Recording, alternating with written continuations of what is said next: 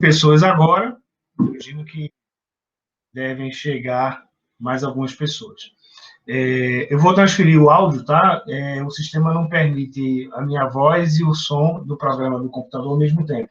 Então, minha voz vai ser transferida aqui, o áudio vai ser transferido para o vídeo que eu vou passar para vocês, tá? Então, eu estou por aqui, qualquer coisa, perguntem, que eu tentarei responder.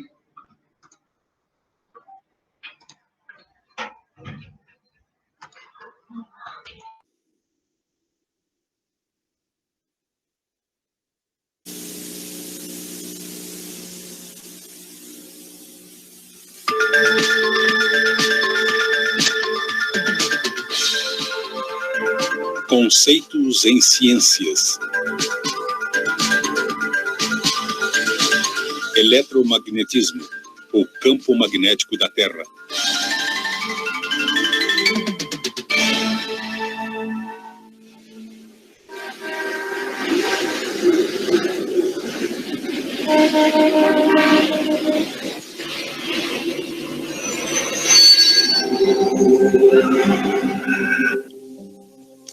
Neutralizando todos os campos magnéticos, seres de outros planetas poderiam parar toda uma cidade.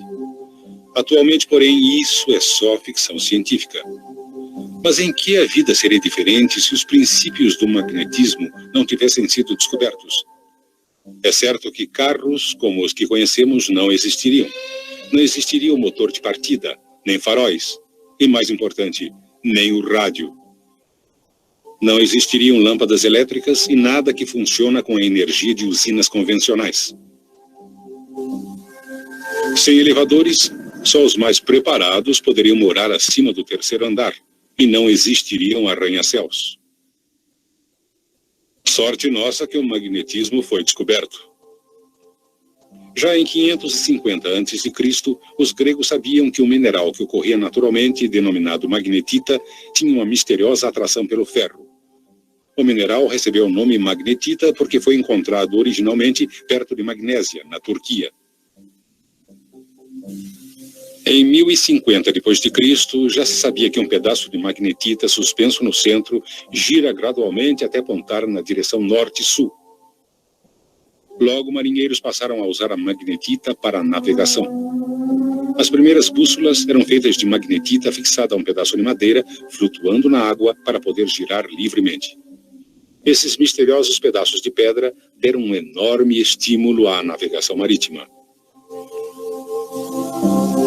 Também ocorreram outros desenvolvimentos. Em 1269, Petrus Peregrinus, um cruzado francês, talhou uma esfera de magnetita. Polvilhou-lhe malha de ferro na esfera e observou que ela se dispôs em linhas. Estas linhas conectavam dois pontos na esfera que ele denominou polos. As linhas formadas pela limalha de ferro indicam a orientação norte e sul do campo magnético. Assim, uma bússola colocada em qualquer lugar na esfera de magnetita se alinhará com o campo magnético. O campo magnético, ao redor de um ímã, pode ser facilmente visto, cobrindo o ímã com papel e espalhando limalha sobre ele. A gravidade restringe a limalha ao plano do papel e o atrito impede que ela se mova para os polos do ímã. No espaço, quase sem a influência da gravidade, o padrão formado pela limalha de ferro toma um novo aspecto.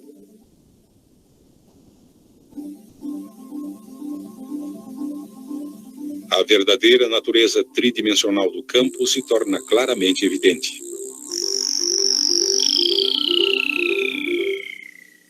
Porém, sem a força do atrito, a limalha migra rapidamente para os polos. Durante o século XVI, as bússolas se tornaram cada vez mais complexas, mas os exploradores ainda acreditavam que havia enormes montanhas de magnetita no Ártico que atraíam as agulhas das bússolas.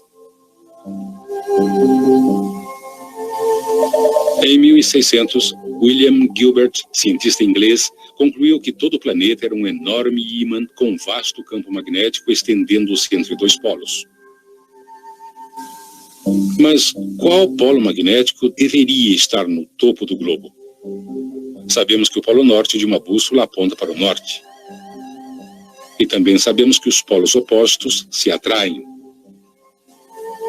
Portanto, como o polo magnético no Ártico atrai o polo norte de um ímã, o polo ártico deve ser de fato um polo sul. E o polo magnético antártico, um polo norte.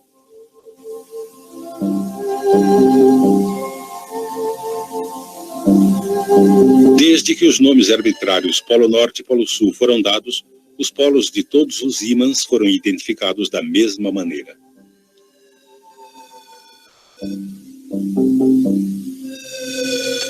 Por esse motivo, o polo ártico da Terra é considerado o polo sul de um ímã. Em outras experiências, Gilbert aqueceu um ímã até ficar vermelho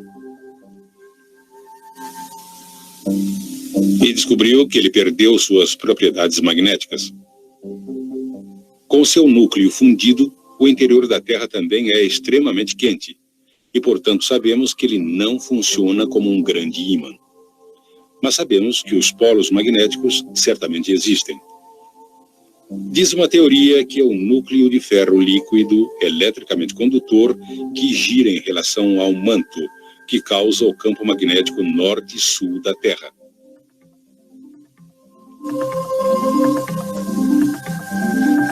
Porém, esses polos magnéticos não coincidem com os polos geográficos da Terra. Os polos geográficos são simplesmente as duas extremidades do eixo ao redor do qual a Terra gira e não são diretamente relacionados aos polos magnéticos. Assim, dependendo do local em que você se encontra, o ângulo entre o norte real e o norte magnético pode ser muito diferente. Por exemplo, se você vive em Eureka, no noroeste do Canadá, o ângulo entre o norte verdadeiro e o norte magnético é de 98 graus.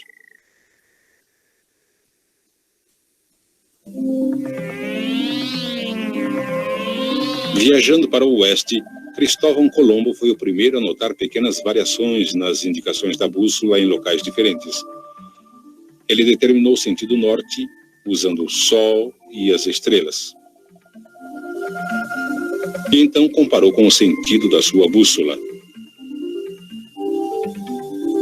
Para sua surpresa, verificou que em um período de vários dias, a variação entre as indicações da bússola e as estrelas mudava gradualmente. Porém, temendo que seus homens quisessem voltar, Colombo nada lhes contou sobre esta observação. O ângulo entre o norte magnético e o norte verdadeiro é conhecido por declinação magnética. Em Toronto, Canadá, a declinação magnética é de 9 graus a oeste do norte. Em Churchill, também no Canadá, a declinação é de 0 graus, porque uma linha que passa através do polo magnético e do polo geográfico também passa através de Churchill.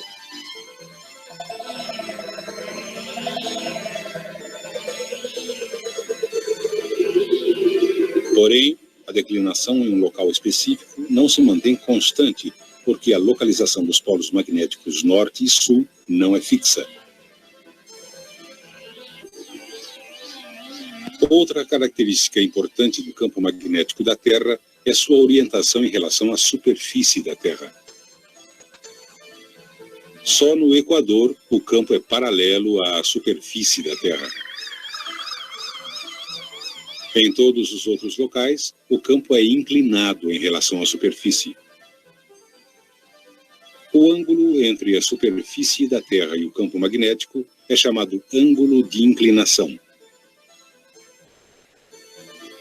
O ângulo de inclinação é medido com uma bússola especial, denominada bússola de inclinação, que permite que a agulha gire verticalmente. Exatamente nos polos magnéticos, o campo é perpendicular à superfície. Obviamente, isso cria um grande problema quando navegamos em regiões polares com uma bússola magnética. E nesse caso, sem um conhecimento do campo magnético da Terra, você poderá acabar se movimentando em círculos.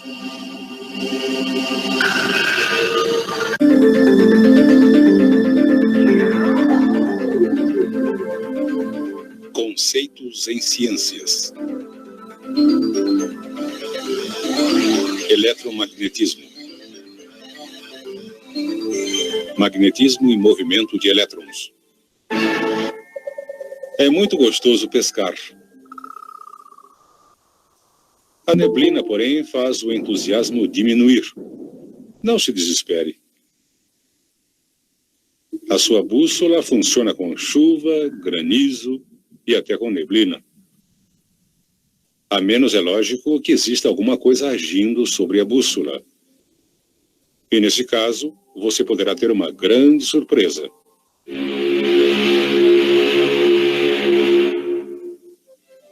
Uma agulha de bússola é simplesmente um ímã.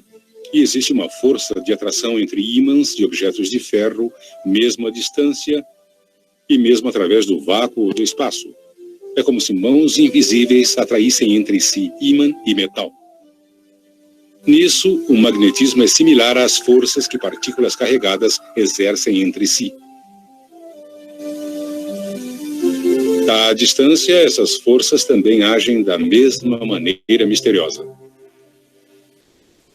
Durante os séculos 17 e 18, a eletricidade e o magnetismo se desenvolveram como ciências separadas e acreditava-se que não tinham qualquer relação. Então, em 1800, Alessandro Volta desenvolveu um dispositivo que abriu caminho para mudar essa crença. Seu dispositivo consistia de moedas de cobre e prata dispostas em uma coluna e separadas por pedaços de papelão embebidos em água salgada. Quando ele ligou um condutor em cima e outro embaixo, assim, e juntou as duas pontas, resultou uma faísca, indicando que estava ocorrendo um movimento de cargas. O trabalho de Volta levou finalmente ao desenvolvimento de baterias que podiam ser usadas como fontes de um movimento contínuo de cargas. Uma bateria como esta foi usada pelo físico dinamarquês Hans Christian Ørsted em 1819 para fazer uma experiência em que ele esperava provar de forma conclusiva que a eletricidade e o magnetismo não eram relacionados. No início, a demonstração pareceu funcionar. Quando a chave foi fechada, a agulha da bússola, que estava perpendicular ao condutor, não se moveu. Mas quando o professor Ørsted repetiu a experiência, desta vez com a agulha paralela ao condutor, e a chave foi fechada, a agulha da bússola reagiu instantaneamente. Assim, ficou óbvio que a eletricidade e o magnetismo eram relacionados de alguma maneira. Como resultado das experiências de Ørsted, o físico francês André Ampère fez um estudo detalhado do campo magnético ao redor de um condutor onde se movimentavam cargas. Usando limalha de ferro, ele demonstrou que havia um campo magnético ao redor do condutor. O padrão formado pela limalha de ferro criou uma série de círculos concêntricos.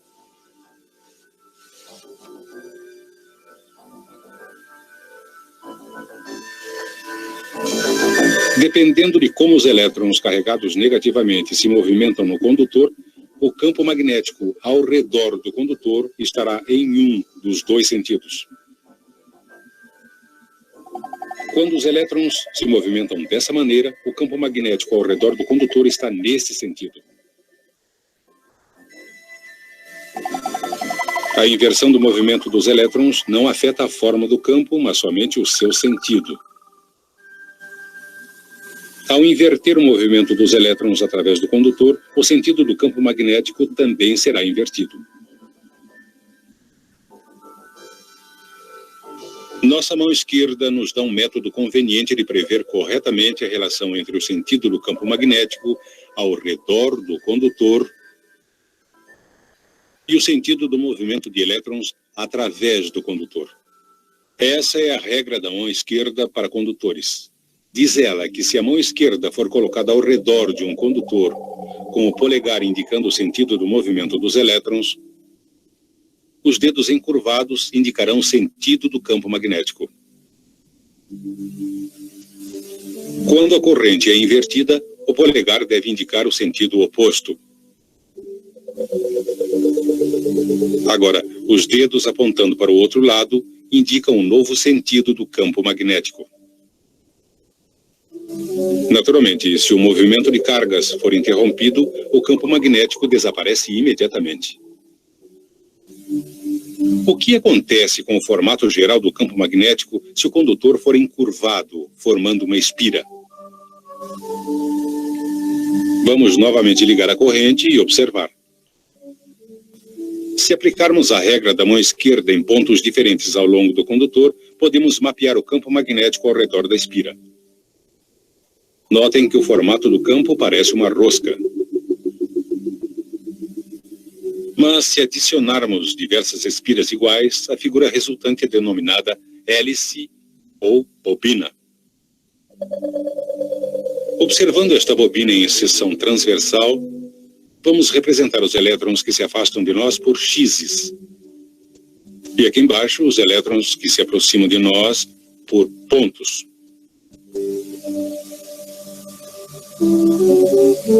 Aplicando a regra da mão esquerda para condutores a toda a espira da bobina, podemos começar a ter uma visão do campo magnético ao redor da bobina como um todo.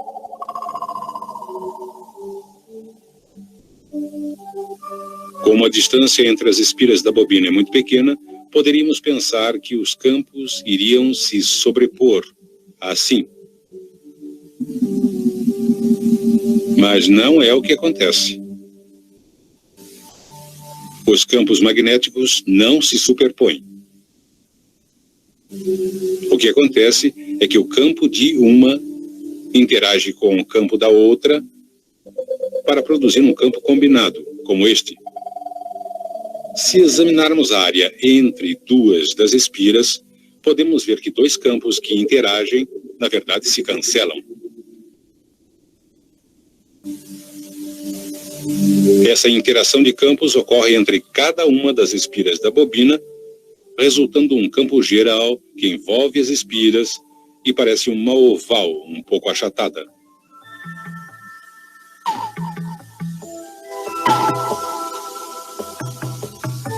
O mesmo padrão oval é produzido em todos os pontos ao redor da bobina. E é a combinação de todas essas ovais que forma o campo magnético de toda a bobina.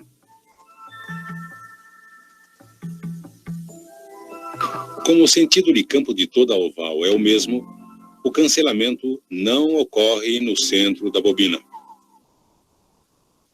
E essa parte do campo é muito forte.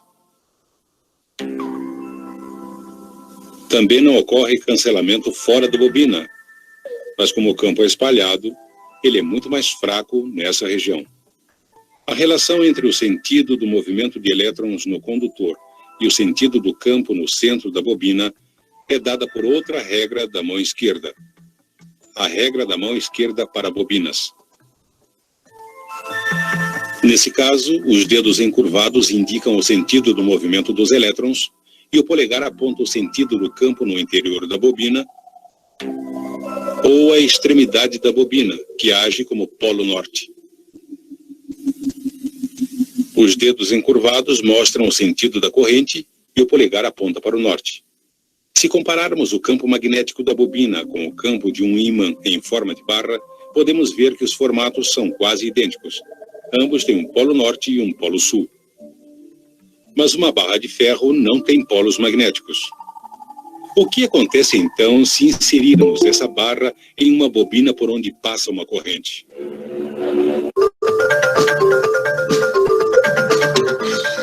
Conceitos em ciências.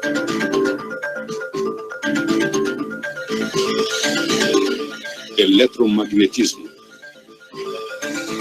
Teoria dos domínios. Esta bússola está respondendo ao campo magnético associado com o movimento de elétrons no condutor abaixo dela.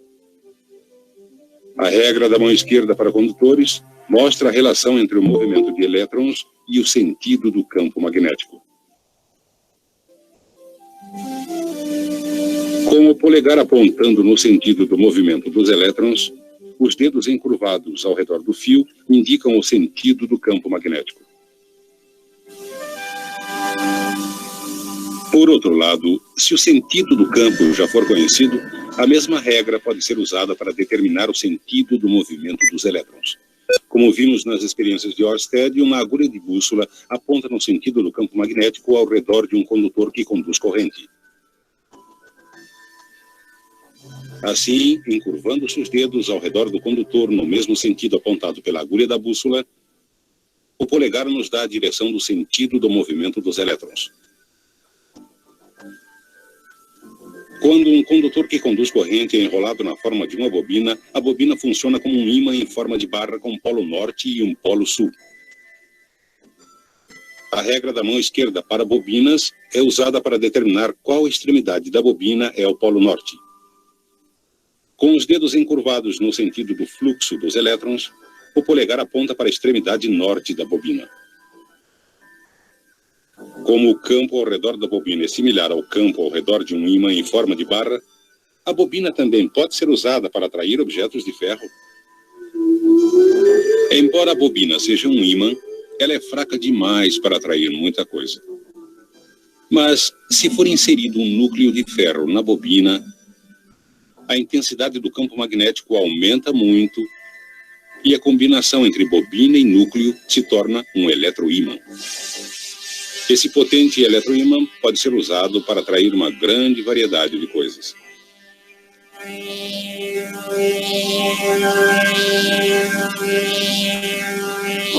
Quando a corrente que passa pela bobina é desligada, o campo desaparece e o núcleo de ferro deixa de ser magnético. Mas o que existe de especial no núcleo de ferro que faz ele magnetizar e desmagnetizar quase instantaneamente? Por que é quase impossível magnetizar cobre? E por que metais como o aço, uma vez magnetizados, retêm seu magnetismo por muito tempo depois que a corrente é desligada? Para as respostas, temos que observar mais atentamente um átomo típico. Quase todo átomo consiste de espaço vazio. Sua massa é concentrada em um pequeno núcleo carregado positivamente. Girando ao redor do núcleo, encontram-se minúsculas partículas carregadas negativamente, denominadas elétrons. Para seguir seu movimento, vamos representar as trajetórias dos elétrons por órbitas circulares. O movimento de um elétron ao redor do núcleo é muito parecido com o movimento de um elétron através de uma única espira de fio em uma bobina.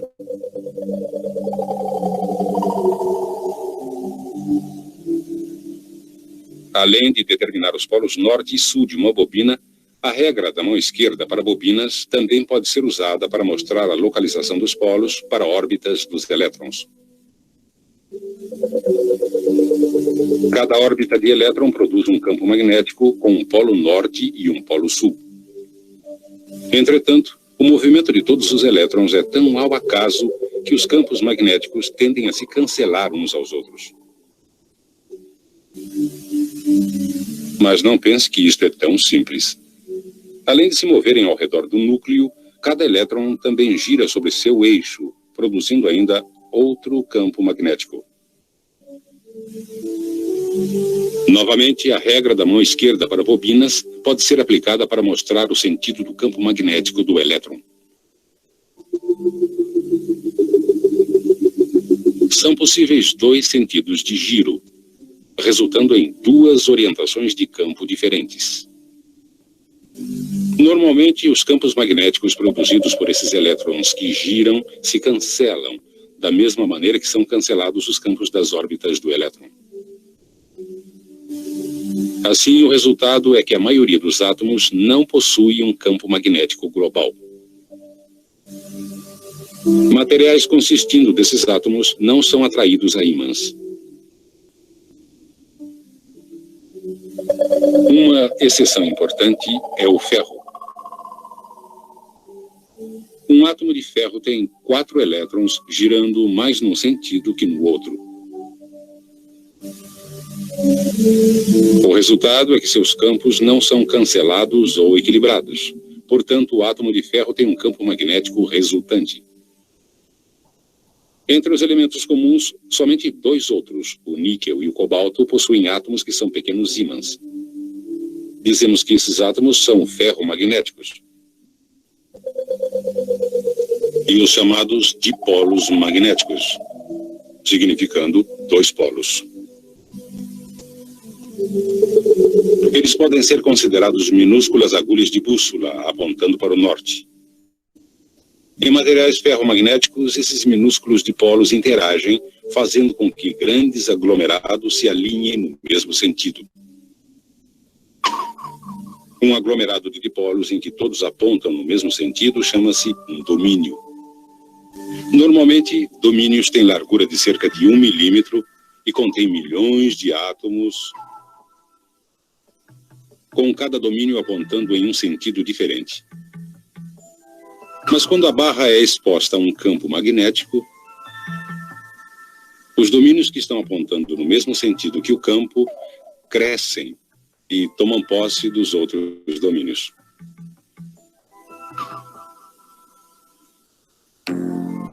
O núcleo agora possui um campo que é consideravelmente mais forte que o campo original da bobina. Quando o movimento de elétrons para, os dipolos perdem o alinhamento e, gradualmente, de novo formam domínios ao acaso. Mas, com o aço, os resultados são diferentes. Os átomos de carbono adicionados ao ferro para fazer o aço impedem que os átomos de ferro voltem a posições ao acaso quando a corrente é desligada. O resultado é que a barra de aço permanece magnetizada. Se a barra for quebrada, o alinhamento dos domínios permanece o mesmo em cada metade. E assim, cada pedaço passa a ser um ímã com 2 polos. Se batermos repetidamente em um ímã, os domínios podem gradualmente sair de seu alinhamento. Aquecer um ímã a alta temperatura também faz os átomos saírem do alinhamento, transformando o ímã em uma barra de aço comum. Quando o metal resfria, os átomos formam um conjunto de domínios ao acaso. Mas, se a barra de aço quente for colocada em um campo magnético potente e depois resfriada, os domínios formam novamente um alinhamento forte e uniforme no sentido do campo magnético. Agora, quando a corrente é desligada, os domínios permanecem alinhados e a barra de aço se torna de novo um ímã permanente. Mas o que acontecerá se colocarmos um condutor que conduz corrente em um ímã? A resposta encontra-se no princípio do motor.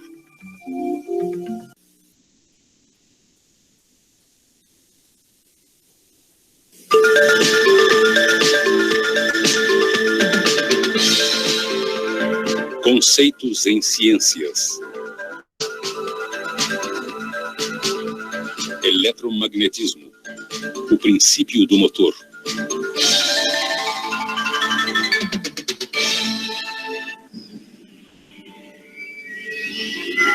O ano é 2010. E na base lunar Alfa está sendo preparado um embarque de suprimentos para uma colônia em Titã. Os suprimentos foram carregados em uma cápsula especial que está entre um par de trilhos. Um computador liga uma chave e acelera uma cápsula rapidamente ao longo dos trilhos. A força que acelera a cápsula foi observada pela primeira vez pelo físico francês André Ampère, em 1820. Ele observou que quando as correntes de 2 condutores paralelos eram no mesmo sentido, os condutores se atraíam. Mas quando as correntes eram em sentidos opostos, os condutores se repeliam. Ampère concluiu que os campos magnéticos ao redor dos fios criavam forças de atração e repulsão. A regra da mão esquerda para o condutor prevê o sentido do campo ao redor de cada fio. Quando os campos entre os fios estão no mesmo sentido, para ambos os fios, ocorre repulsão. Essa repulsão é similar ao que ocorre quando dois ímãs em forma de barra são colocados lado a lado, de maneira que o campo de um ímã esteja no mesmo sentido que o campo do outro. Quando o movimento de elétrons nos dois fios é no mesmo sentido, no espaço entre os fios, o campo produzido por um fio tem sentido oposto ao campo produzido pelo outro.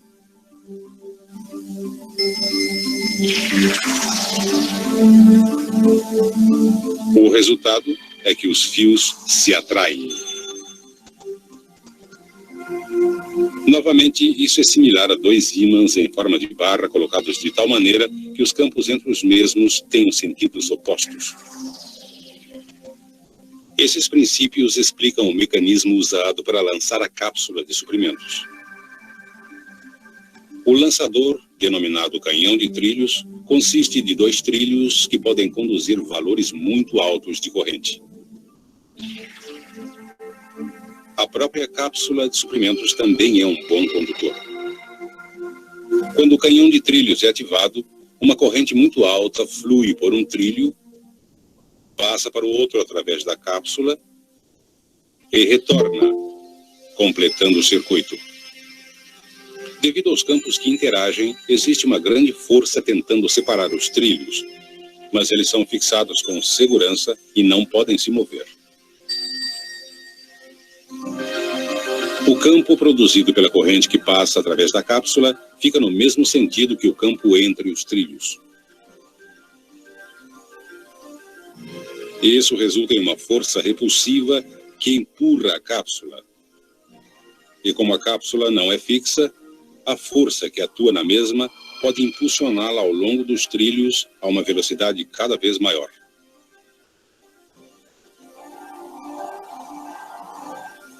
Podemos facilmente determinar o sentido da força em um condutor que conduz corrente colocado em um campo magnético. Se o fluxo dos elétrons for nesse sentido, o campo produzido ao redor do condutor irá interagir com o campo produzido pelos ímãs. Como os dois campos estão no mesmo sentido acima do condutor, o condutor é repelido para baixo. Se o sentido do fluxo dos elétrons for invertido, o campo ao redor do condutor também inverte. Os campos estão agora no mesmo sentido abaixo do condutor, e o condutor é repelido para cima. Chamamos este efeito de o princípio do motor. O princípio do motor é uma das aplicações mais importantes da descoberta do eletromagnetismo por Hans Christian Ørsted.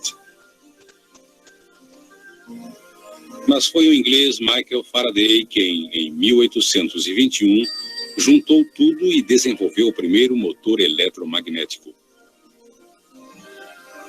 O princípio do motor diz que, se um condutor que conduz corrente for colocado em um campo magnético externo, ele será submetido a uma força que é perpendicular tanto ao sentido do movimento dos elétrons como ao campo magnético externo.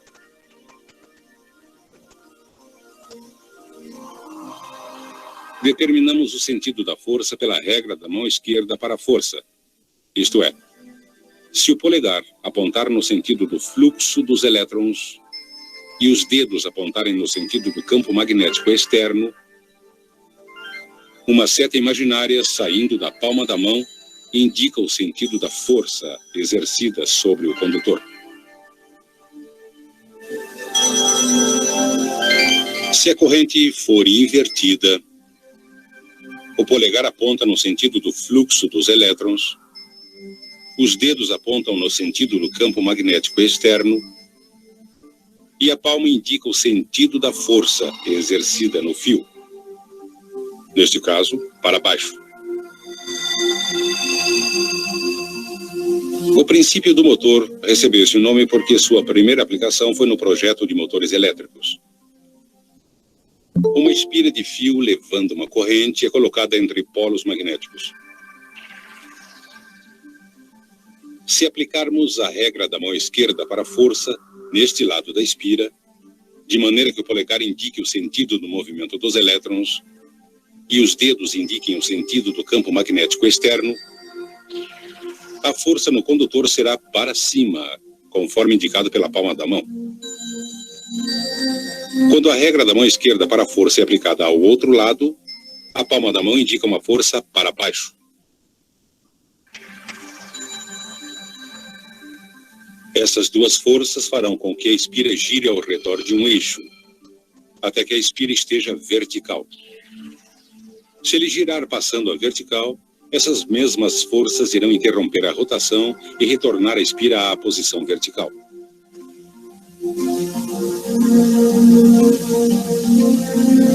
Mas, para executar trabalho, a espira deve continuar a girar. Podemos fazer isso com facilidade, dirigindo o movimento dos elétrons por um anel dividido, chamado comutador, que está em contato com escovas de grafite.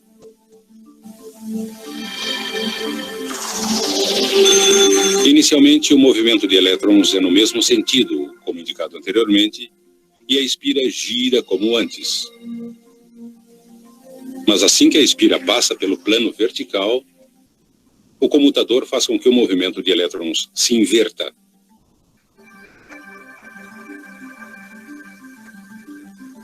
E isto inverte o sentido das forças nos lados da espira, fazendo a espira continuar a girar.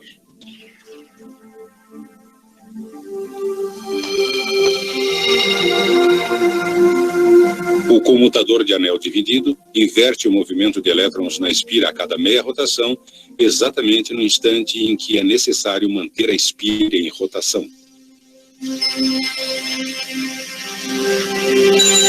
Normalmente, usamos energia elétrica para fazer o motor funcionar. Mas poderíamos usar o motor para produzir energia elétrica?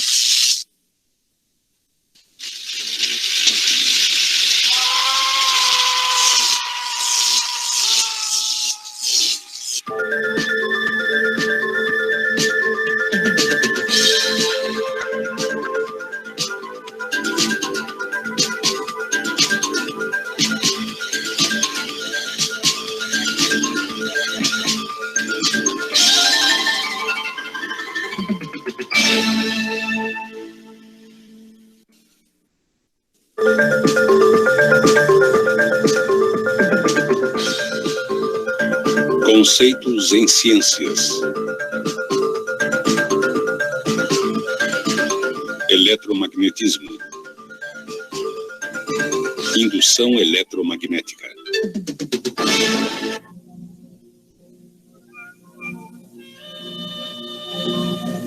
Eletricidade é algo que achamos natural. Todos sabemos o que fazer com ela. Ligar isto, aquilo. Somos muito bons nisto. É necessária uma falta de energia para percebermos como ficamos desamparados sem ela. Os princípios básicos que levaram ao desenvolvimento de geradores elétricos começaram com a descoberta por Hans Christian Ørsted em 1819, de que resulta um campo magnético sempre que existe um movimento de cargas através de um condutor.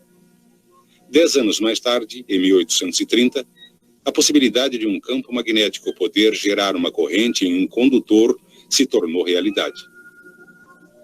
Trabalhando independentemente, o físico americano Joseph Henry e o cientista inglês Michael Faraday fizeram experiências similares e chegaram às mesmas conclusões.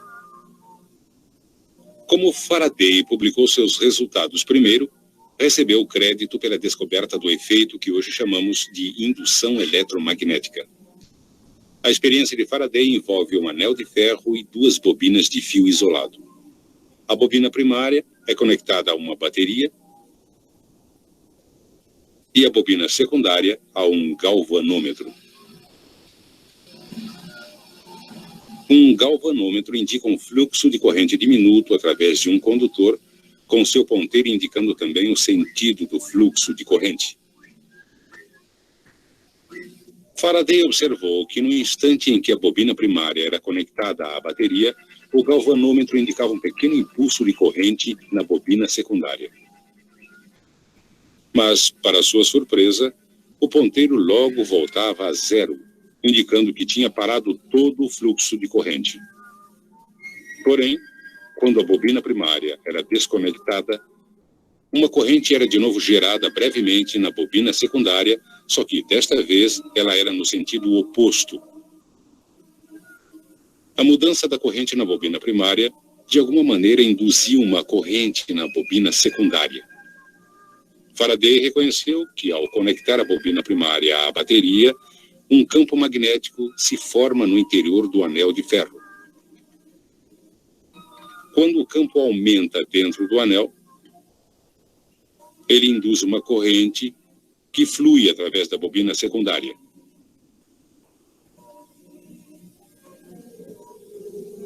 Depois que o campo no anel chega à sua intensidade máxima, não existe mais alteração no interior da bobina secundária. O resultado é que não existe mais corrente na bobina secundária. Quando desconectamos a bobina primária,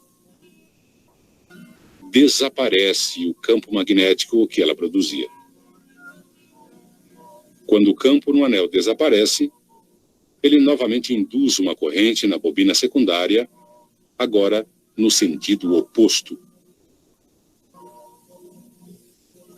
Hoje chamaríamos o aparelho de Faraday de transformador. Continuando suas experiências, ele verificou que chegava aos mesmos resultados usando um ímã em forma de barra em vez da bobina primária e do aparelho de anel. Podemos indicar uma das conclusões mais importantes das experiências de Faraday da seguinte maneira: enquanto o campo magnético do interior da bobina estiver variando, será induzida uma corrente nessa bobina. Em 1832, este princípio foi usado pelo francês Hippolyte Pixii para desenvolver o primeiro gerador elétrico. Embora fosse claro que a corrente induzida fluía em sentidos diferentes, dependendo de o campo magnético estar crescendo ou diminuindo, o mistério era por que isso acontecia. 2 anos mais tarde, o físico alemão Heinrich Lenz deu a resposta.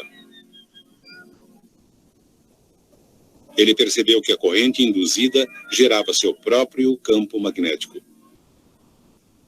Ainda mais importante, Lenz descobriu que o campo magnético induzido é sempre oposto à variação do campo magnético externo que o causou em primeiro lugar.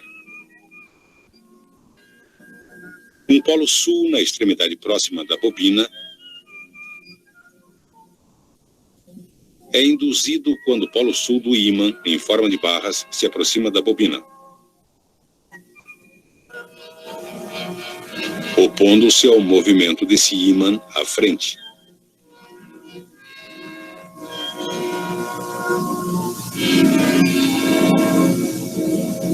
A beleza dessa sua descoberta, hoje conhecida por Lei de Lenz, é que podemos agora identificar ambos os polos do campo induzido. E podemos aplicar a regra da mão esquerda a bobinas para determinar o sentido da corrente induzida.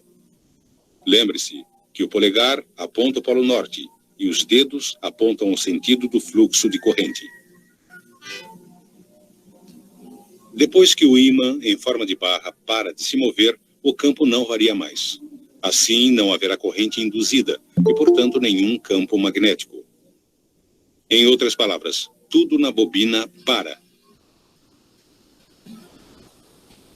Agora, vamos supor que começamos a afastar o ímã em forma de barra. Novamente flui uma corrente e é induzido um campo magnético que se opõe ao movimento, agora estabelecendo o polo norte na extremidade próxima da bobina. A regra da mão esquerda para bobinas mostra que a corrente flui no outro sentido. Hoje em dia, os princípios de Faraday e Lenz são aplicados na geração de eletricidade. A pressão da água ou do vapor é usada para girar uma turbina conectada a um gerador. Em sua forma mais simples, um gerador é uma armadura, consistindo de uma bobina de fio ao redor de um núcleo de ferro que gira no interior de um campo magnético. O movimento da armadura através do campo magnético induz uma corrente na bobina. De acordo com Lenz, a corrente induzida produzirá um campo magnético na armadura com seus próprios polos norte e sul.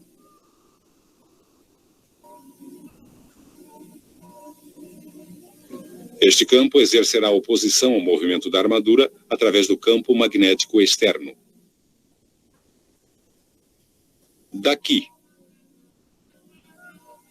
até ali, essa extremidade da armadura será o polo norte. Assim, no topo, quando a armadura gira, essa atração se opõe ao movimento, afastando-se do polo sul, e essa repulsão se opõe ao movimento, aproximando-se do polo norte. Quando a armadura gira passando pelos polos externos, a corrente induzida e o campo magnético se invertem, opondo-se ao movimento através da segunda metade da rotação.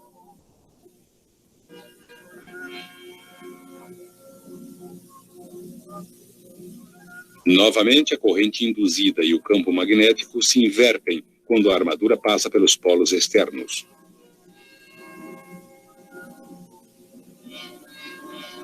Como o sentido da corrente se inverte a cada meia rotação, o movimento de cargas resultante é chamado de corrente alternada.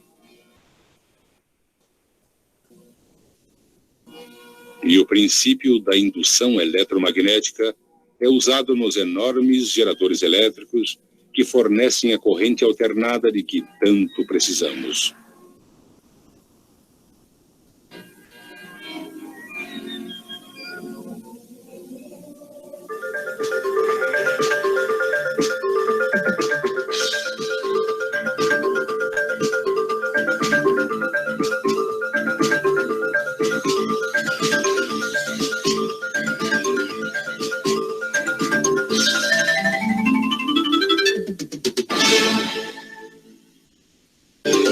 Eletromagnetismo. A vida no campo. Na Lua, um astronauta é protegido do ambiente hostil por uma roupa espacial projetada cuidadosamente. Ele não precisa se preocupar com o vácuo no espaço ou com as temperaturas extremas da Lua. Mas existe outra ameaça invisível que poderia lhe causar danos: a exposição à radiação de partículas carregadas que fluem para o espaço partindo do Sol. Chamamos esse fluxo de matéria contínuo de vento solar. E uma roupa espacial não protege adequadamente de surtos extraordinários no número de partículas. Há mais que 3.000 anos, astrônomos chineses observaram pontos escuros na superfície do Sol. Hoje sabemos que esses pontos são de fato zonas de intensa atividade magnética. Manchas solares como esta geram outras atividades solares como labaredas e protuberâncias, penachos escaldantes de gás brilhante que às vezes chegam a mais de 150.000 quilômetros acima da superfície do Sol, ou 12 vezes o diâmetro da Terra. Cada erupção solar maciça impele um surto adicional de partículas carregadas para o espaço. Como partículas individuais levam até 2 dias para alcançar a Terra, um aumento no número de manchas e labaredas solares serve de sinal para os cientistas de que o vento solar vai se intensificar, tornando-se uma torrente de radiação mortal em nossa direção. Felizmente para toda a vida na Terra, o campo magnético que envolve nosso planeta nos protege desse perigo. Como? Lembre-se que um condutor levando cargas em movimento dentro de um campo magnético experimenta uma força que é perpendicular tanto ao campo quanto ao movimento das cargas. Essa força também estará presente esteja a carga se movimentando através de um condutor metálico ou livremente no espaço. Cada partícula carregada em movimento tem seu próprio campo magnético. O campo circular de uma partícula negativa é nesse sentido, fazendo com que os dois campos se reforcem aqui. O princípio do motor diz que essa repulsão empurra a partícula negativa para a esquerda. Entretanto, o vento solar consiste de partículas carregadas, tanto negativamente como positivamente, e seus campos magnéticos têm sentidos opostos. As partículas positivas defletem para o outro lado.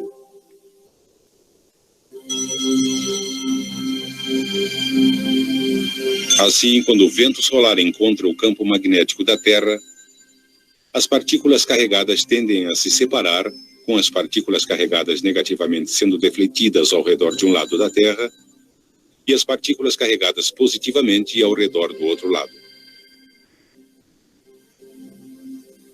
O resultado é que a maioria das partículas é defletida e nunca chega até a superfície.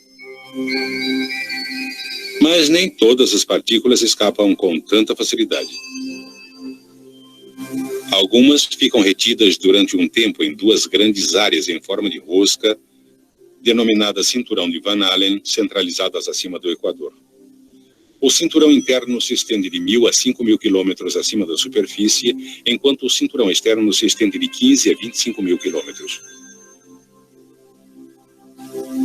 Ocasionalmente, partículas desses cinturões conseguem infiltrar-se na atmosfera e são dirigidas para os polos norte e sul pelo campo magnético da Terra. Perto dos polos, elas colidem com átomos e moléculas na atmosfera e os excitam, liberando excesso de energia na forma de luz.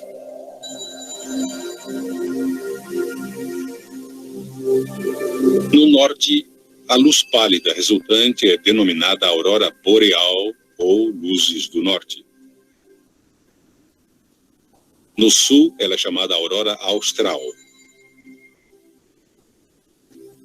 É interessante que cada vez que se vê em luzes do norte, elas também aparecem no sul. Às vezes, essas aparições são bastante espetaculares, uma prova visual de que ocorreu uma rajada de vento solar. Essas rajadas, que são consequência de manchas solares e outras atividades do Sol, ocorrem em ciclos. Diz uma teoria que, durante períodos de atividade solar muito pequena, as geleiras avançam e a sobrevivência de plantas e animais fica ameaçada. Mas, em seguida, com o retorno de grande atividade solar, as geleiras regridem e a vida floresce em clima mais favorável. Até agora discutimos os resultados das flutuações magnéticas solares. Em toda a sua história, a Terra passou por flutuações periódicas em seu próprio campo magnético. Os geofísicos acreditam que o campo magnético da Terra é realmente produzido por movimentos complexos de cargas no interior do núcleo fundido do planeta. Parece que esse movimento de cargas se inverte, em média, a cada cerca de 200.000 anos, resultando em uma inversão dos polos norte e sul. O movimento de cargas no interior do núcleo é misteriosamente desacelerado, reduzindo o campo magnético a cerca de 10% de sua força normal. Com um campo magnético muito enfraquecido, o vento solar não deflete mais ao redor da Terra, e assim as partículas carregadas caem como chuva na superfície. Isto pode romper o material genético no interior de células vivas. O efeito mutante subsequente pode ser o responsável pela extinção repentina de muitas plantas e animais e a aparição de espécies completamente novas.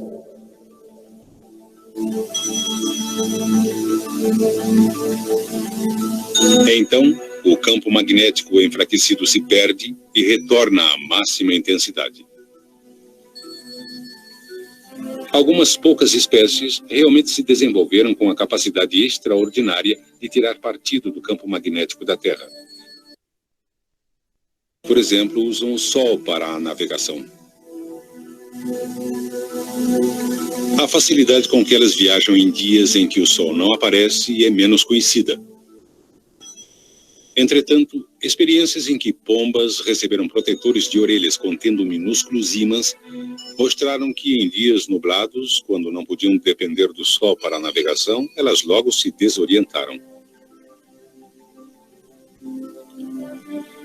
Quando os protetores foram retirados, essas mesmas aves logo se recuperaram e facilmente chegaram ao seu destino. O material magnético no cérebro da pomba permite de alguma forma que ela voe como se tivesse uma bússola na cabeça. Alguns micro-organismos também têm essa capacidade fascinante. Certos tipos de bactérias da lama, que vivem longe do Equador, aprenderam a usar o campo magnético inclinado da Terra para determinar o sentido ascendente e descendente. Na Austrália, o sentido do campo é inclinado para cima, e assim as bactérias se movem contra o campo ao se dirigir mais para o fundo da Terra, procurando umidade. Quando essas bactérias são trazidas para o hemisfério norte, elas são enganadas pela inversão do sentido do campo magnético e se movem para cima, não para baixo. E isso as traz para a superfície, onde secam e morrem.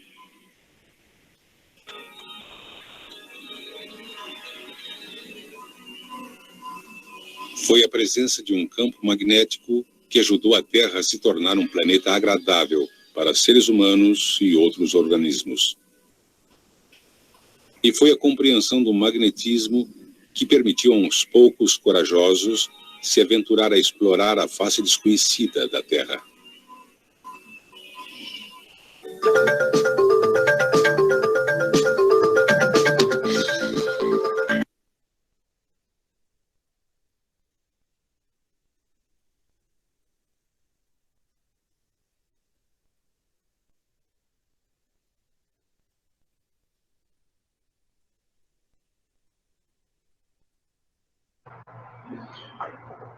E então, senhores e senhoras, o que acharam do vídeo?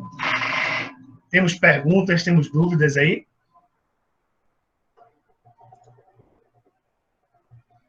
Silêncio.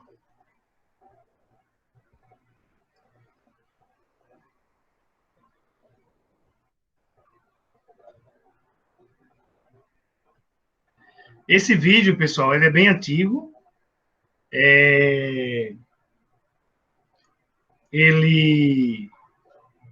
Esses vídeos antigos, eles, apesar de terem poucos recursos tecnológicos comparados com os vídeos de hoje, mas realmente eu não encontro vídeos didáticos com a clareza que esses vídeos antigos trazem, tá? Posteriormente, a gente vai trabalhar mais alguns, eu gosto de colocá-los. Eu vou recolocar alguns outros vídeos. Bruno, eu também concordo com você, eu já disponibilizei o vídeo no Ava, tá? Lá também tem também um link que você pode achar, mas qualquer coisa eu coloco o link aqui ou lá no grupo para vocês acessarem, tá? Joalisson, explico sim, mas daqui a pouquinho, tá? Eu complemento isso para vocês. Vejam, vocês fizeram alguma anotação a respeito do vídeo? Veja que o vídeo ele começa falando do campo magnético terrestre e termina falando do campo magnético terrestre também, tá? O vídeo, obviamente, é antigo, né? Vocês observam que no meio, numa das etapas, ele fala sobre que em 2010 teríamos uma base na Lua, né? Eu creio que esse vídeo foi elaborado no final da década de 60, 70,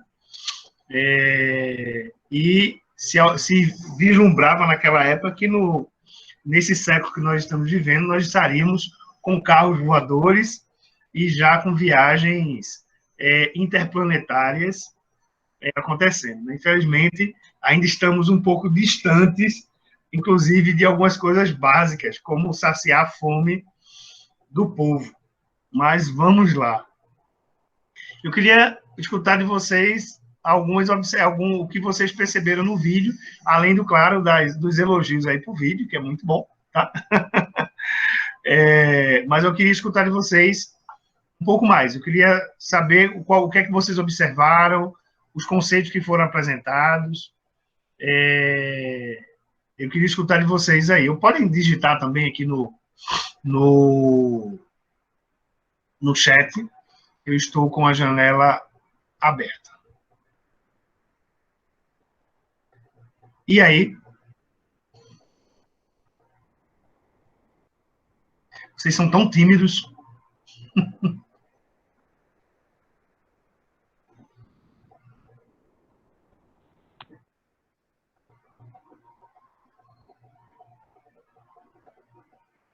Ok, Bruno falou aqui que a parte interessante foi a correlação com o funcionamento dos transformadores. Beleza, esse é um item que a gente vai falar bastante nele. Tá? O que mais?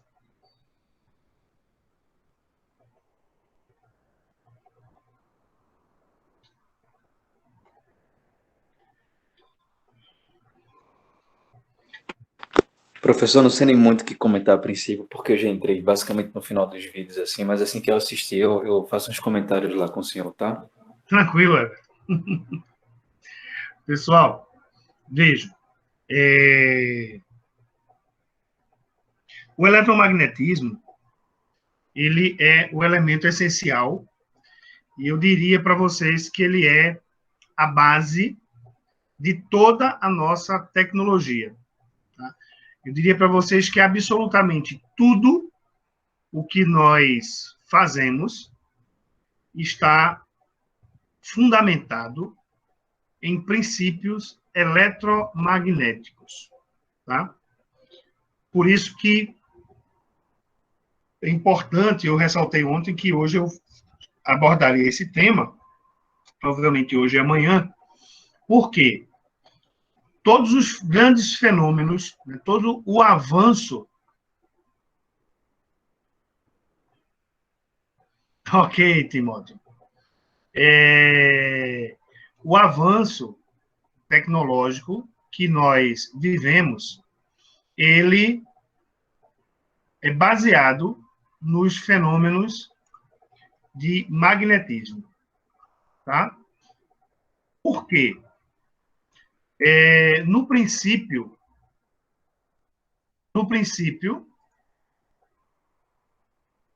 deixa eu só uma coisa aqui rapidamente.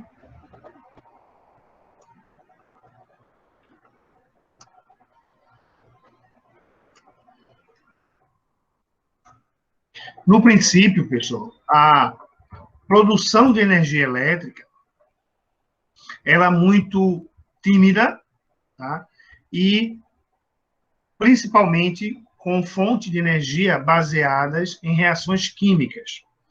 No vídeo se fala um pouco sobre Alessandro Volta, que foi o inventor da pilha, e mostra como se produzia energia naquela época. Então, a energia dinâmica, como nós conhecemos, ou a eletrodinâmica, como nós conhecemos, ela começou a ser estudada principalmente no final, de meados, né, para o final do século XIX.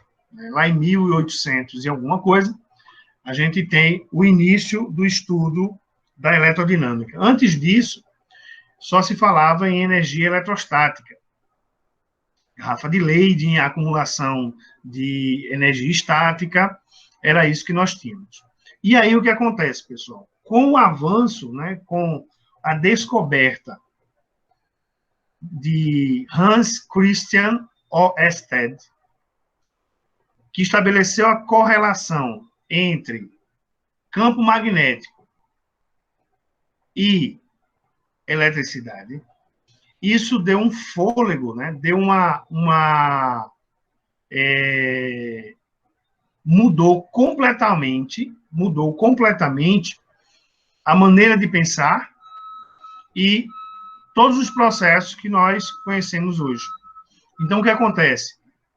com a interação, né, com a descoberta da interação entre campo magnético e a corrente elétrica, surgiu o que nós chamamos de eletromagnetismo, e também a possibilidade de se produzir energia em larga escala.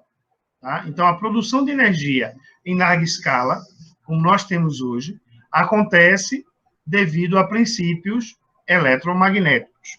Ok? Então, ao longo da história, vários elementos, vários princípios foram trabalhados, melhorados e ampliados.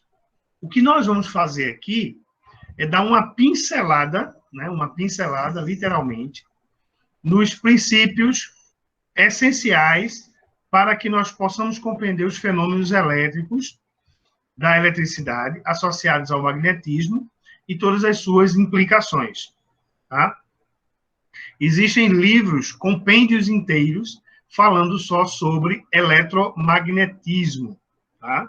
Então, existem livros que são estudados no curso superior de engenharia elétrica, onde você tem livros de 600 páginas, 2, 3 volumes, falando unicamente sobre eletromagnetismo. Então, assim, é algo bastante complexo e, como eu falei, ainda há pouco nós vamos dar uma visão geral, que eu chamo de um overview, né? Uma visão geral sobre o eletromagnetismo. Eu preparei aqui algumas apresentações, tá? Estão separadas, mas que venha complementar o que foi colocado no filme e, obviamente, fiquem à vontade para perguntar. Então, ó, os conceitos iniciais, eu vou colocar aqui, já foi falado no filme, né? Mas eu vou tornar a tocar nesse ponto. O termo magnetismo, né, é aceito, genericamente falando, por conta que ele resultou do nome da Magnésia, que é uma região na Ásia Menor, na Turquia, devido a um minério chamado magnetita, que é um ímã natural, com a propriedade de atrair objetos ferrosos à distância, ou seja, sem contato físico. Tá? Então, existem várias histórias, tá? A respeito da palavra magnetismo. Tá? E uma das mais contadas e mais aceitas é esse do fato dessa rocha, esse ímã natural, ter sido encontrado pelos nossos antepassados nessa região da Magnésia, tá? E essa rocha ser chamada de magnetita, e ela atrair pedaços de ferro. Tá? Então, o que acontece?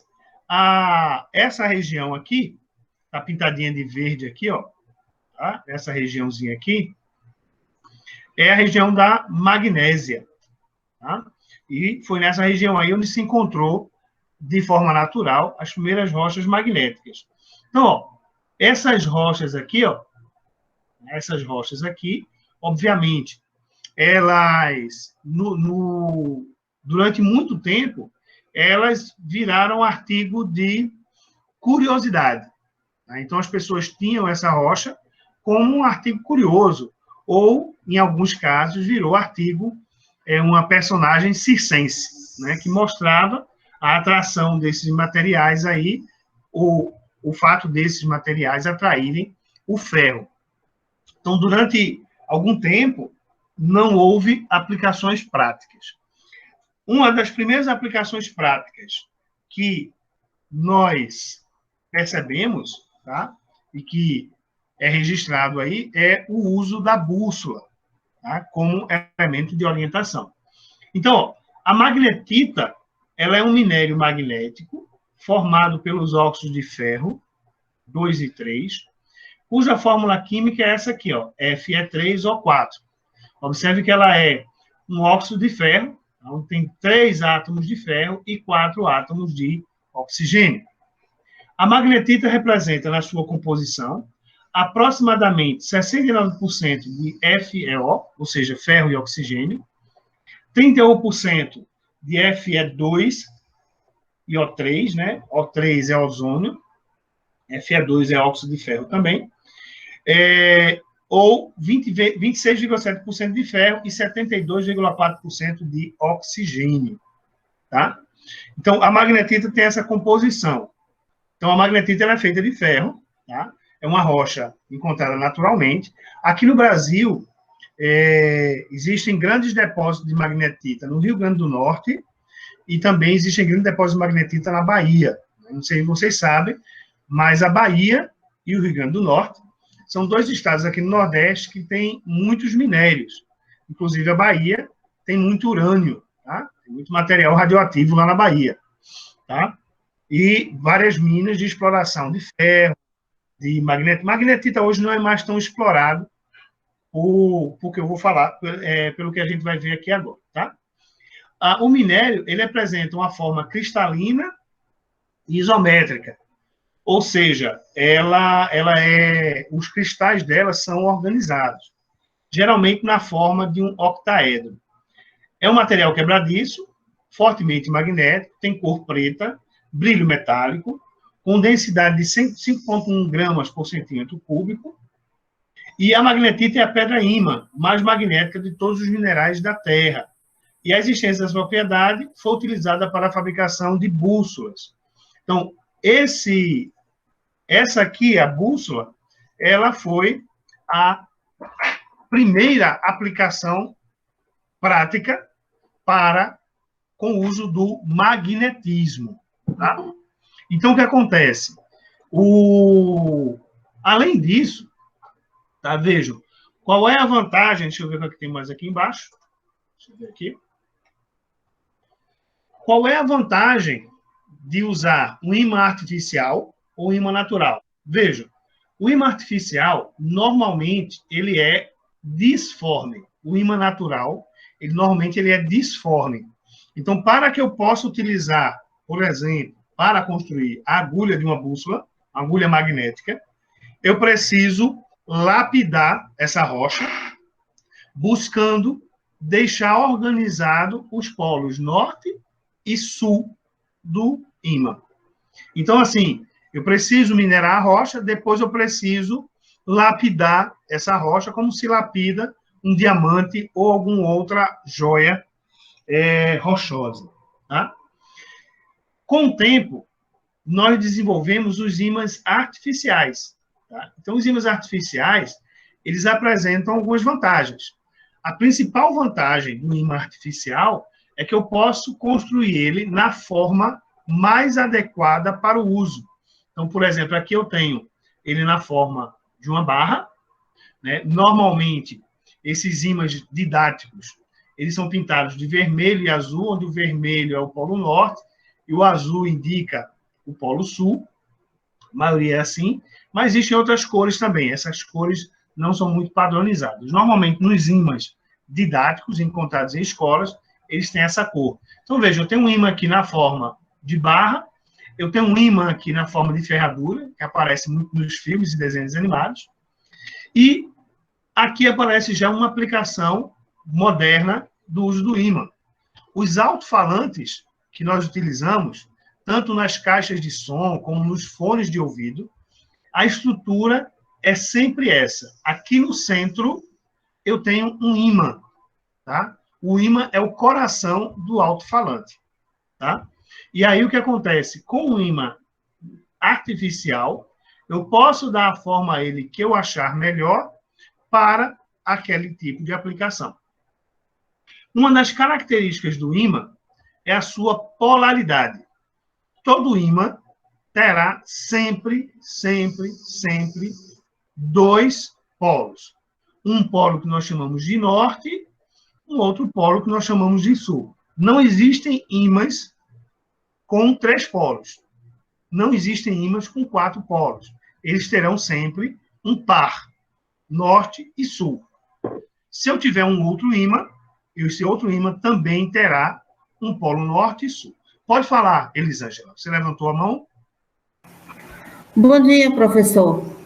Desculpa estar atrapalhando, é que eu perguntei ao senhor do molde magnético. Na verdade, não é o molde, é umas placas magnéticas que se compram para pôr nas injetoras. Viu? Desculpa, eu confundi. Ah, ok. Tranquilo, Elisângela. Sem problema. Sem problema. Tá? Como eu falei, o uso do magnetismo, ele vai, eu diria para vocês, que ele está em 100% da tecnologia que nós utilizamos. Tá? Então, nas máquinas digetoras não é diferente. Então, qual é a função dela vai depender muito do que a máquina fabrica. Tá? Mas posso ter placas magnéticas ou eletromagnéticas para direcionar fluxo, para fazer uma série de ações. Tá certo, Elisângela? Então, vejam, a polaridade é uma característica do ímã. Então, falou de ímã, falou de campo magnético, vai ter sempre dois polos. Um polo norte e um polo sul. Ponto. Outra característica do ímã é a capacidade de atração e repulsão entre os polos. Então, se sabe que polos de nomes diferentes, norte e sul, você tem o fenômeno de atração. Polos de nomes iguais, você tem o fenômeno de repulsão. Então, vejam, no ímã, um ímã sempre vai ter um polo norte e um polo sul. Se eu aproximo dois ímãs, e as faces que eu estou aproximando, uma é norte e a outra é sul, eu tenho atração. Se os polos que eu estou aproximando têm a mesma polaridade, ou seja, norte com norte ou sul com sul, eu vou ter o fenômeno da repulsão. Observe, pessoal, que esses fenômenos, apesar de simples, tá? Eles são fenômenos que permitiram construir, entre outros equipamentos, os motores elétricos, tá? Os alto-falantes, todos eles funcionam baseados nestes princípios básicos, tá certo? Então, vejam, apesar eu acho que a maioria de nós, quando criança, ter brincado com ímã, né, e saber dessa questão de atração e repulsão, mas esse fenômeno simples, ele é utilizado para construir máquinas muito complexas, tá? Como eu citei ainda há pouco, principalmente o motor elétrico, que o Antônio falou que entendeu para que servia as escovas, que ele chamou de carvão, e, deixa-me ver, alguém perguntou aqui, Joalisson perguntou também, só que ele não associou diretamente, mas não se preocupe, Joalisson, a gente vai falar um pouquinho sobre isso, e aí eu volto até passar o trecho do filme que fala sobre isso, que é para a gente poder visualizar de forma bem perfeita. Tá? Então, vejam, as propriedades magnéticas, uma delas é polaridade. Então, eu preciso pensar, quando eu penso no ímã, eu tenho que pensar em polaridade, norte e sul. Segundo, atração e repulsão ou atratibilidade. Polos diferentes se atraem, polos de mesmo nome se repelem. E a inseparabilidade. Esse é um outro elemento extremamente importante. Então, aqui, se eu tenho um ímã em forma de barra aqui bem grande, se eu corto esse ímã, eu não vou separar o polo norte do sul. Esse ímã cortado gera dois ímãs completos.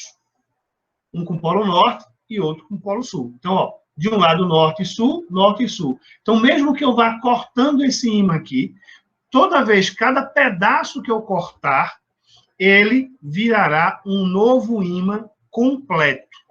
Tá? Então, quanto mais eu vou dividindo, mais pedaços, mais ímãs eu vou tendo. Tá? Então, eu vou cortando, cortei um ímã grande em dois pedaços, eu tenho agora dois ímãs completos. Cada ímã terá o polo norte e o polo sul.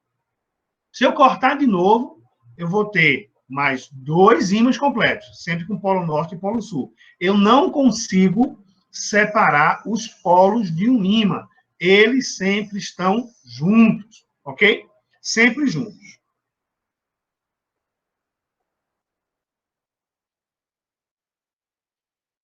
Vejam, o campo magnético, né, entenda-se por campo magnético a região onde se percebe a ação do campo magnético. Tá? Em princípio, pessoal, o que é que nós vamos perceber como campo magnético? as regiões próximas ao ímã. Então, aqui eu tenho um ímã, e aqui, na área externa, aqui, nessa área aqui, tá, foi colocado limalha de ferro, e ele assumiu esta posição. Tá? Vejam que é como se houvessem linhas saindo daqui e chegando aqui. Saem daqui, chegam aqui. Essa é a representação clássica, tá, do que a gente chama de espectro magnético, ou a visualização do campo magnético produzido por um ímã. Vejam, essa região daqui, a gente chama que nessa região daqui existe um campo magnético. Ou seja, é a região onde você percebe os efeitos do campo magnético. Entretanto, tá, para fins de estudo, o que a gente vai analisar normalmente é uma área similar a essa. Porém, já se sabe que esses campos magnéticos aqui, eles vão se propagando. Obviamente, quanto mais distante ele está da fonte, ou seja, quanto mais distante o campo magnético está do ímã, que é a fonte desse campo magnético, ele vai ficando mais fraco. E chega um momento em que ele se torna imperceptível, mas o campo magnético está lá. Posso afirmar para vocês que, nesse momento, nossos corpos estão sendo atravessados continuamente por diversos campos magnéticos. Tá? Os campos magnéticos dos cabos, os campos magnéticos dos sistemas de rádio, TV, telefonia móvel, toda a nossa região, todo o entorno da gente está envolto, tá, em campos magnéticos, tá, o tempo todo, 24 horas por dia. Se os nossos olhos enxergassem, se os nossos olhos enxergassem esse campo magnético, eu diria para vocês que a gente iria ficar meio complicado de se deslocar, porque a gente tem uma poluição eletromagnética muito grande, não é pequena não, é muito grande, porque existem muitas fontes que geram campos magnéticos.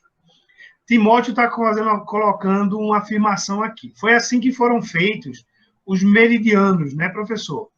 Na verdade, tem a ver, sim, tá? O sistema de coordenadas, ele é baseado, né, como já se colocou, se apareceu no vídeo, né? Houve um navegador que fez um ímã na forma de esfera e derramou limalha de ferro sobre ele.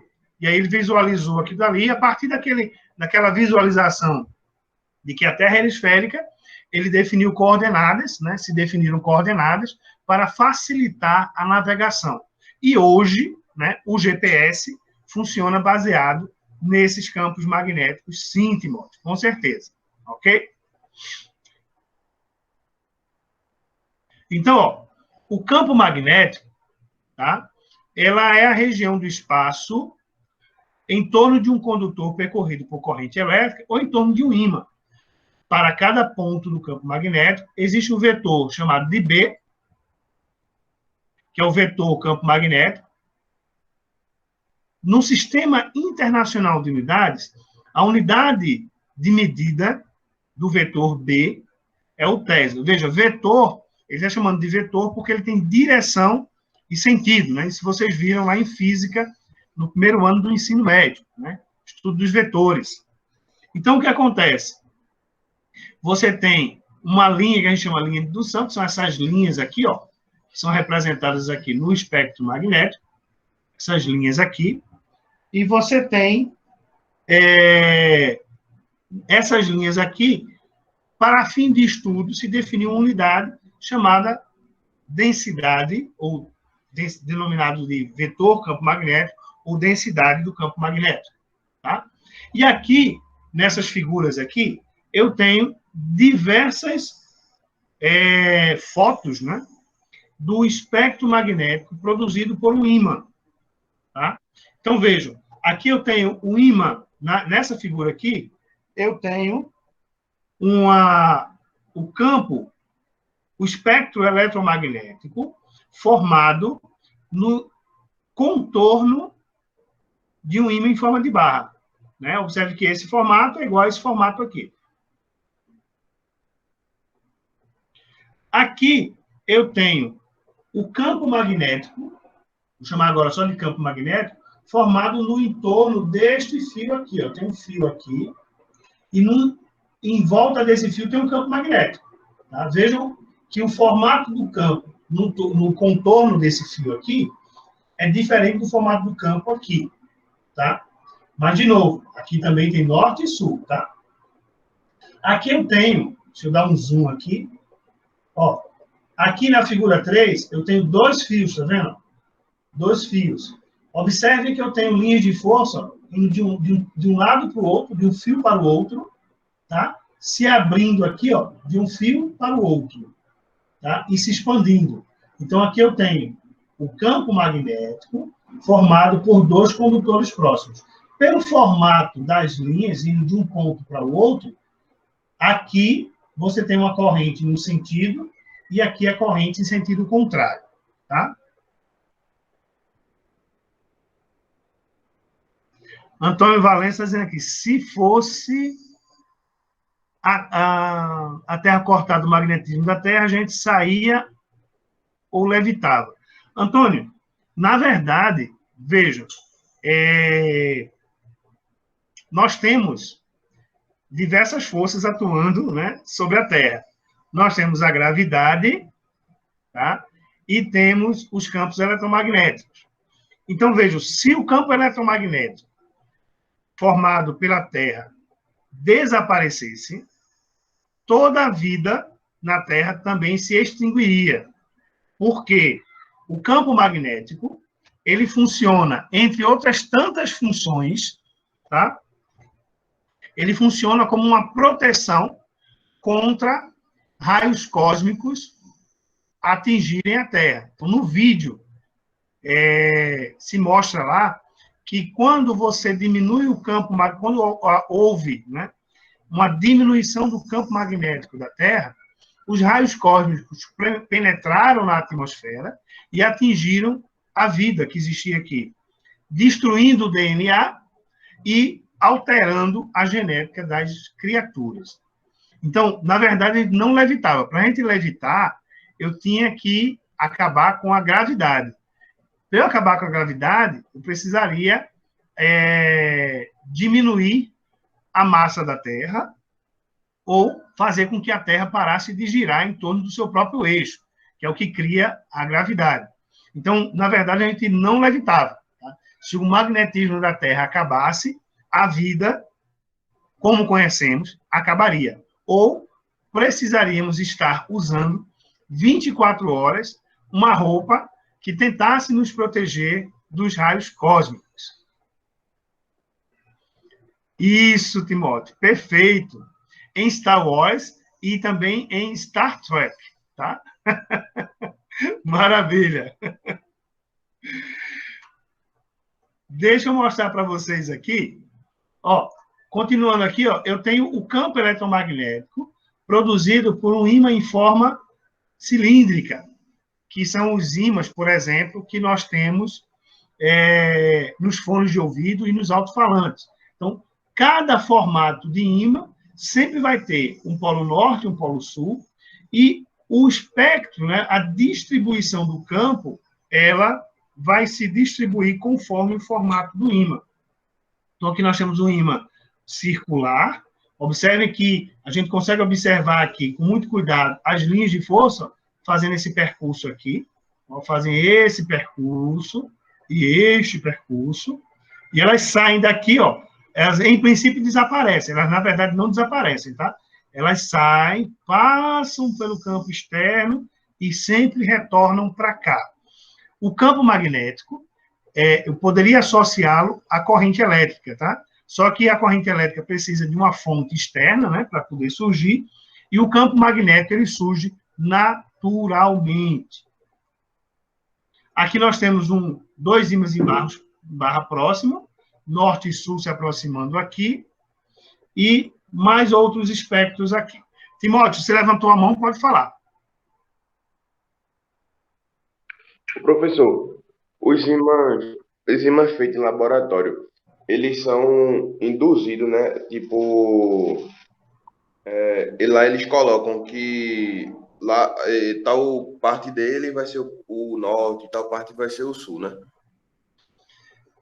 Perfeito. Eles são criados em laboratório, tá?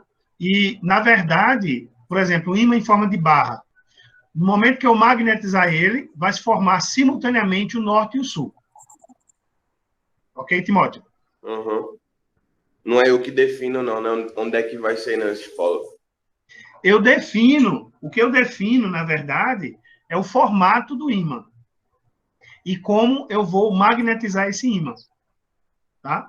Então, no momento que eu digo que eu vou magnetizar o ímã, de acordo com a posição que eu colocar ele no meu magnetizador, ele vai ter a formação do polo norte e do lado contrário, automaticamente surge o polo sul, tá? Entendi. Tranquilo? Tranquilo, Helena está obrigado. perguntando aqui o que pode levar à diminuição do campo magnético. Veja, no vídeo, né, se fala do campo magnético terrestre, que ele pode vir a diminuir. E no vídeo também ele cita que a cada 200 mil anos ocorre uma inversão dos polos da Terra. O que acontece? Se vocês pesquisarem na internet, tá? Deem uma pesquisada em sites confiáveis, tá? Não vá nos sites de fake news, não, tá? Mas existem artigos publicados no site da NASA, tá, em inglês, e também em alguns sites aqui no Brasil, o site do INPE, Instituto Nacional de Pesquisas Espaciais, que mostram que, nesse momento em que nós estamos vivendo, o polo magnético terrestre ele se deslocou mais de 200 quilômetros em relação à sua posição original.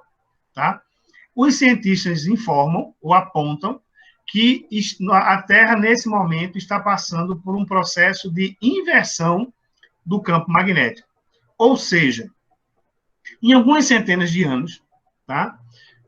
Onde é o norte magnético hoje, vai ser sul magnético, e onde é sul magnético, vai ser norte magnético. O problema é que, nesse processo, haverá uma redução, tá, natural, e, na verdade, nós não temos como explicar perfeitamente como é o funcionamento, a criação do campo magnético, né? Existem várias teorias do campo magnético terrestre, tá?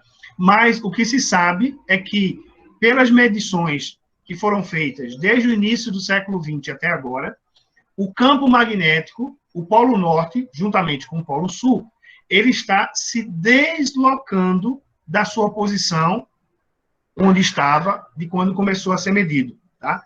E isso, na verdade, pessoal, ele tem uma série de efeitos sobre os sistemas que nós utilizamos hoje, como o sistema de telecomunicações, o sistema de navegação, tem uma série de ações sobre isso. Tá? Como eu falei, é interessante ler para entender todos esses processos. Ok, Heleno? Respondi sua pergunta? Perfeito, professor. Tranquilo, Heleno. Valeu. Vamos lá. Ó, falando de magnetismo terrestre, né? Você tem aqui, ó, o Polo Norte aqui, o Polo Sul aqui, a Terra. Então, a Terra, na verdade, ele é um gigantesco ímã natural, tá? Esse campo magnético aqui, nós vivemos mergulhados nele. E é esse campo aqui, ó, que é percebido pela agulha da bússola, tá? A agulha da bússola percebe isso aqui e se alinha com esses polos. Então, em princípio, quando eu coloco uma bússola aqui nessa região aqui, ela vai apontar para o norte e para o sul. E isso é utilizado, foi muito utilizado nas primeiras navegações através do globo terrestre, e ainda hoje é utilizado para a navegação básica. Logicamente, hoje, com o avanço, né, e o uso do GPS, se torna mais fácil de navegar. Entretanto, a bússola nunca é descartada. Normalmente, nos cursos de sobrevivência em selva, nos cursos onde você precisa aprender a se deslocar, sempre se orienta que você tenha uma bússola para lhe auxiliar no direcionamento, tá? Então, a teoria diz que nós temos um núcleo de ferro aqui no meio e existe uma interação muito complexa aqui dentro e que cria esse campo magnético. De novo, esse campo magnético, pessoal, ele foi essencial, tá, para que a vida na Terra seja do jeito que é. Sem esse campo magnético, tá, a vida provavelmente não teria surgido e se mantido aqui. Ou, se tivesse surgido e se mantido, teria uma estrutura completamente diferente do que nós conhecemos, tá? Então, o campo magnético, ele funciona como uma proteção, principalmente dos raios cósmicos, tá? Outros, né, no vídeo também cita isso, quando o astronauta vai para a Lua, na Lua, o campo magnético da Lua, ele é muito fraco. Então, ele não protege contra a radiação cósmica. Então, a Lua é o tempo todo bombardeada com radiação cósmica. Esse é um dos motivos de não termos ainda desenvolvidos bases lunares, porque a gente precisa desenvolver uma tecnologia que nos proteja dos raios cósmicos. Provavelmente, a tecnologia que vai ser utilizada seria uma tecnologia que aparece aí nos filmes de ficção científica. O Timóteo falou aí do Star Wars e Star Trek, onde a proteção das naves é feita através de um campo de força, provavelmente um campo eletromagnético, que na ficção funciona muito bem, mas a gente não conseguiu ainda desenvolvê-lo para aplicações práticas.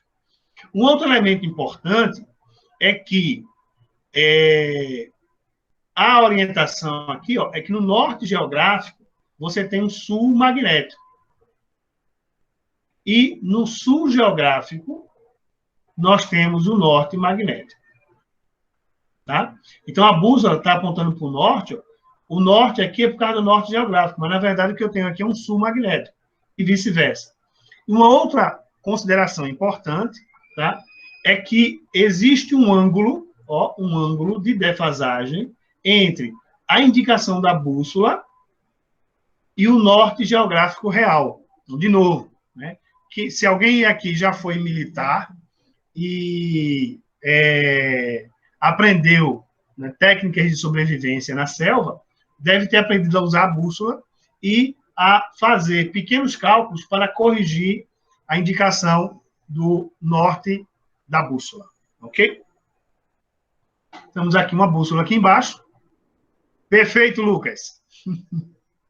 Ó, Lucas é experiente. Lucas, quer dar uma aula aí sobre azimuth? Aqui, ó, uma experiência maravilha, Lucas. Aqui nós temos uma bússola comercial e temos aqui uma bússola artesanal, né? Então, vejam que na bússola artesanal, qual é a ideia para você construir essa bússola? Aqui uma agulha, como uma agulha de costura, né? Ela é de aço, e se você deixar ela próxima do ímã, ela vai se magnetizar, tá? Prendo ela num elemento que flutue, no caso aqui está uma cortiça, né? Uma rolha de cortiça que flutua, e ela fica aqui, coloco ela aqui, ó, flutuando na água.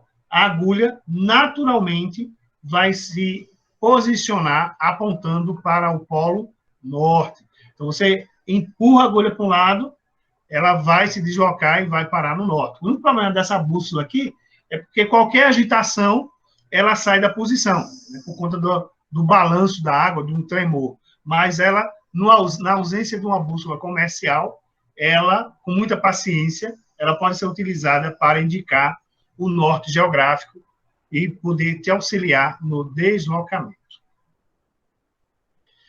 Aqui tem uma indicação aqui, pessoal, vejam, que mostra, ó, o polo magnético norte, o registro dele, ó, as coordenadas dele em 2001 e as coordenadas deles em 2004. Então, em 2001, o polo magnético norte ele estava a 81 graus e 18 minutos norte, 110 graus, 48 minutos oeste.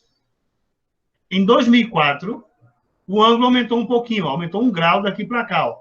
82 graus e 18 minutos em 2004, norte, e 113 graus e 20 graus, 24 minutos oeste. Então, observe que entre 2001 e 2004, houve um deslocamento do polo norte magnético. Tá? Eu posso até pesquisar para passar para vocês, mas hoje, em 2021, observe que esse dado aí está de 2004, em 2021, essa modificação se alterou bastante, tá? Se alterou bastante, ou seja, o Polo Norte está bem longe de onde ele estava em 2001, tá? Alguns quilômetros de distância. E aqui, ó, essa última representação que eu coloquei aqui, esse aqui, ó, aqui a Terra, tá? O campo magnético, e aqui nesse entorno aqui, ó, a gente está bem destacado aqui, esse chamado de cinturão de Van Allen, tá? Esse cinturão de Van Allen